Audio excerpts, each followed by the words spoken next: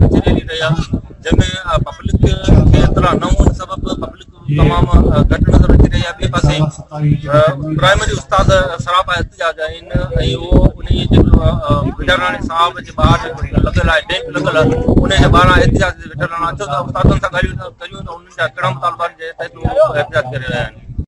तो कुछ पंहिंजे उस्ताद जा जेके गिरफ़्तार थिया आहिनि तव्हां हिते जेको खुली कचहरी जे ॿाहिरां जेको मतिलबु एहतिजाज करे तव्हांजी ॻाल्हि ॿोल थी आहे या अञा तव्हांजा कहिड़ा मुतालबा आहिनि? बिस्मिल्लाह रहमान रहीम।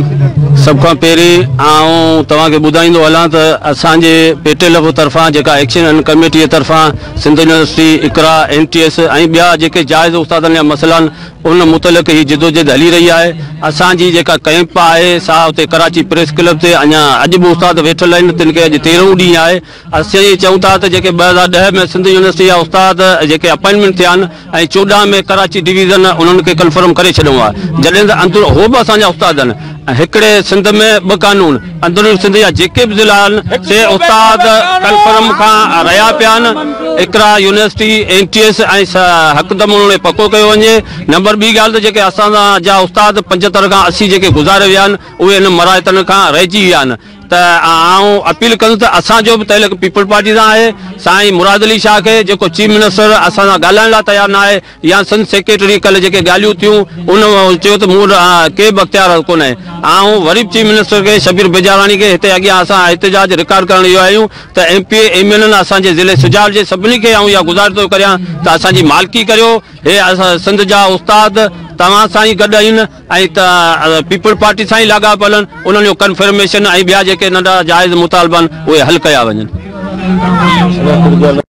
सेंटर जो जेको मिनिस्टर आहे ऐं ॿिए पासे तव्हांजो ई एहतिजाज कहिड़नि मामलनि ते आहे?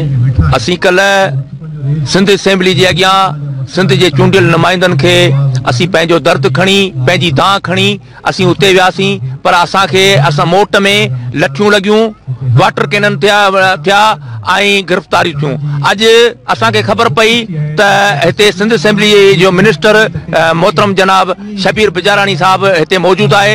असीं उस्तादनि जो ई काफ़िलो अॼु वरी हिते आया आहियूं। असीं शबीर बिजाराणी साहब खे इहा दां था ॾियूं त कल्ह असांजी जेका इज़त कई वई आहे असीं सिर्फ़ु हीअ शइ चऊं था त सिंध जे उस्ताद खे इज़त ॾियो। 2014 में कराची डिवीज़न जा जेके सिंध यूनिवर्सिटी जा इकरा जा ऐं NTS जा उस्ताद पका कया विया आहिनि उहे बि असांजा ॿार आहिनि पर हिकु मुल्क में हिकु शोबे में ॿ निज़ाम छाजे लाइ सिंध जे अंदरूनी सिंध जे उस्तादनि खे अञा ताईं पको कोन कयो वियो आहे। केतिरा ई उस्ताद असांजा जेके इन ॻणतीअ में इन ॾुख में गुज़ारे विया आहिनि उन्हनि सां इंसाफ़ केरु कंदो? असीं सिंध हुकूमत खां वज़ीर आला सिंध खां इहो मुतालबो था करियूं त तव्हां वज़ीर आला सिंध खे इहो चऊं था त तुंहिंजो पीउ इंसान दोस्त हो हमदर्द हो तूं बि ख़ुदा इंसान दोस्त उस्ताद दोस्ती सबूत ॾी हिननि उस्तादनि खे पको करो।